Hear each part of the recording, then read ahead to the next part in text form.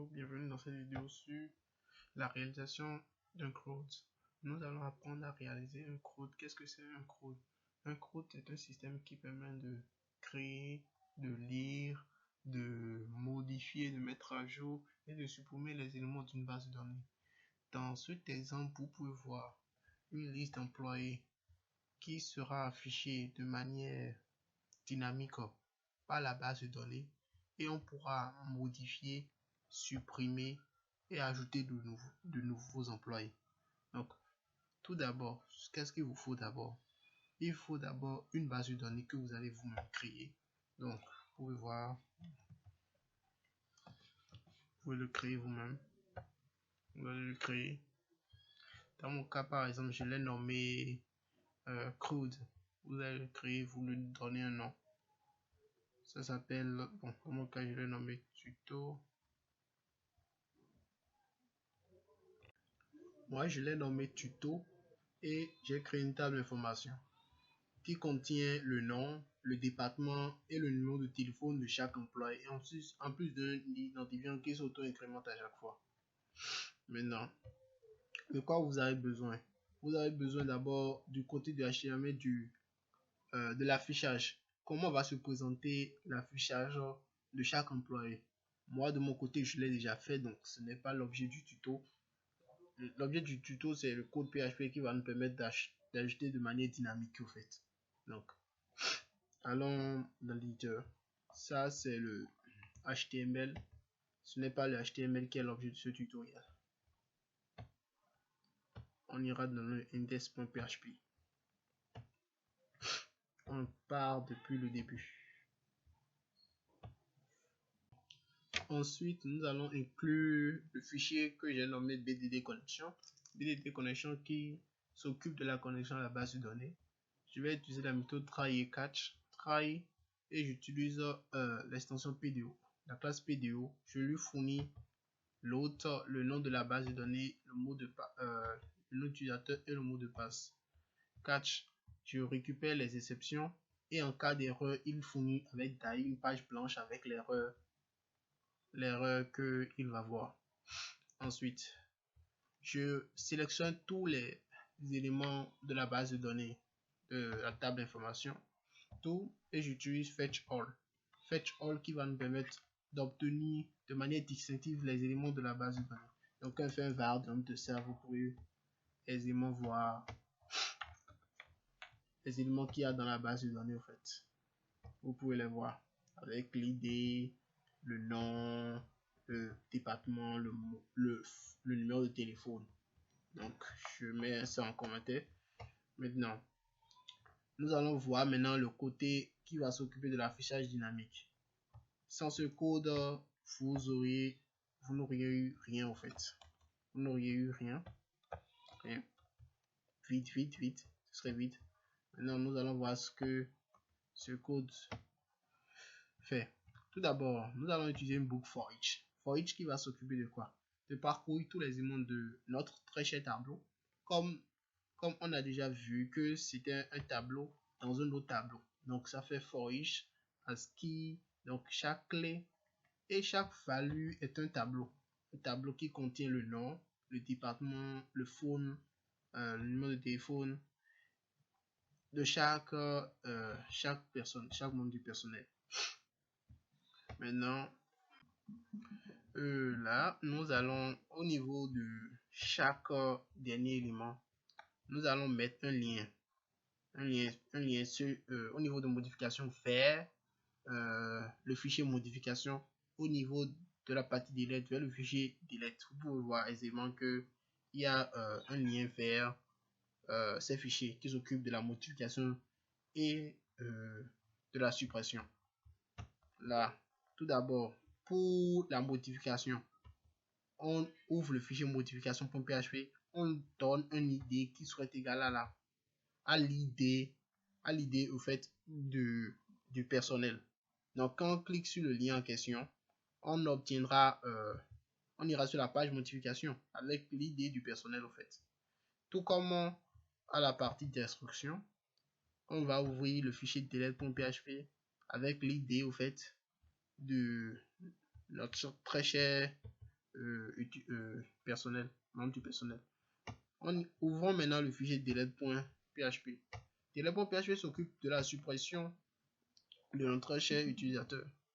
D'abord, on inclut d'abord le code de connexion à la base de données.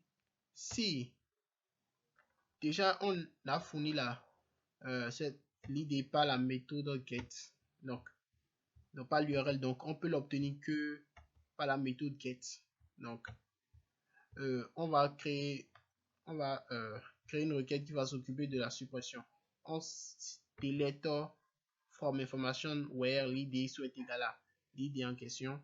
Donc nous allons utiliser l'alias IDN. Maintenant on va exécuter avec un tableau IDN et la valeur $get_id.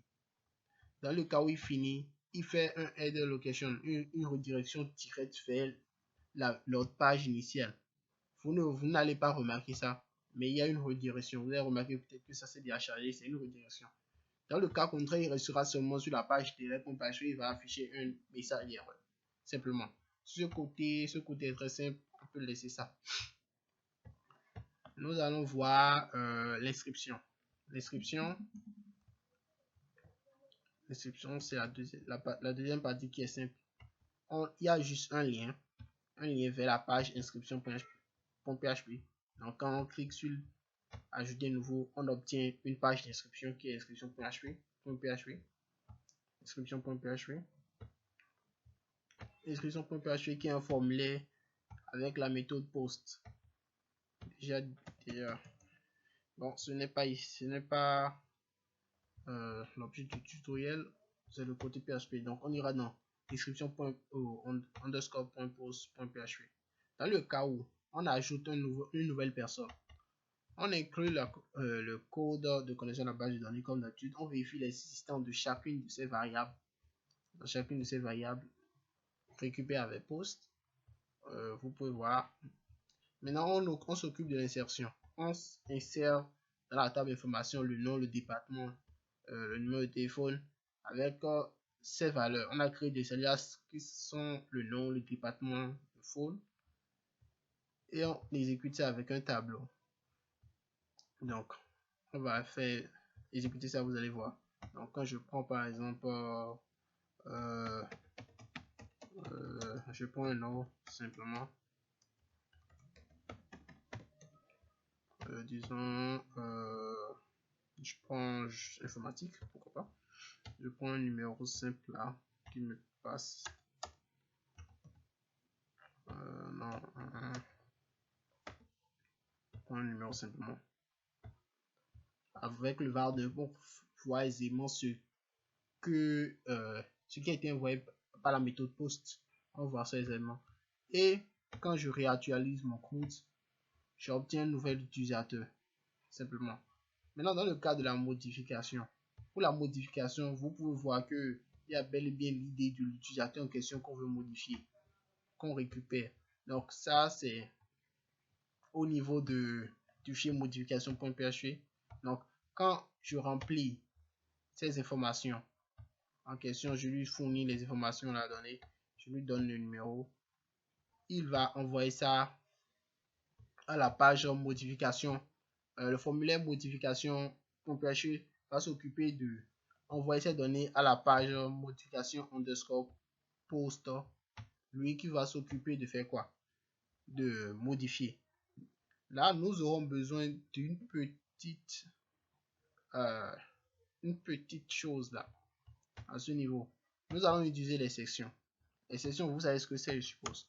Les sections sont nous permettent de stocker des variables qui peuvent être accessibles à n'importe quelle page. Dans la page modification.post ou modification.php, quand je récupère l'idée en question, comment je peux dire, l'idée d'utilisateur, dans mon cas ici, j'ai utilisé une section qui s'occupe de récupérer l'idée. Donc quand je fais session id, je peux obtenir sur n'importe quelle page la valeur de l'idée de l'utilisateur en question. Si je voulais, je pourrais créer simplement un input de type IDEN et je vais mettre cette valeur là dedans et envoyer ça à modification underscore.php. _post.php. Dans le cas ici, je déclare, j'ouvre une nouvelle section. Et maintenant, je vérifie si les éléments existent au fait. Si le nom, le département existe. Et je lance une requête update pour pouvoir mettre à jour la table d'information. Je lui donne cet nom avec l'alias nom, département avec l'alias département, ainsi de suite. Sachant que pour l'idée, c'est la variable de session que j'ai créée dans le fichier modification pour PHP. Maintenant, si tout se passe bien, je fais une redirection vers notre page initiale. Donc, on ne remarque même pas. Quand je modifie ceci, je lui donne par exemple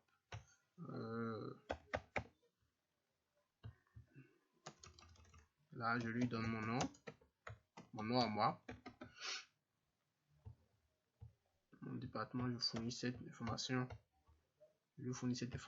Et puis quand j'envoie, il redirige vers le fichier, vers la page index.php. Je crois que c'est tout. Hein. On a déjà vu tout ce qu'il faut. Merci d'avoir suivi cette vidéo. N'oubliez pas de vous abonner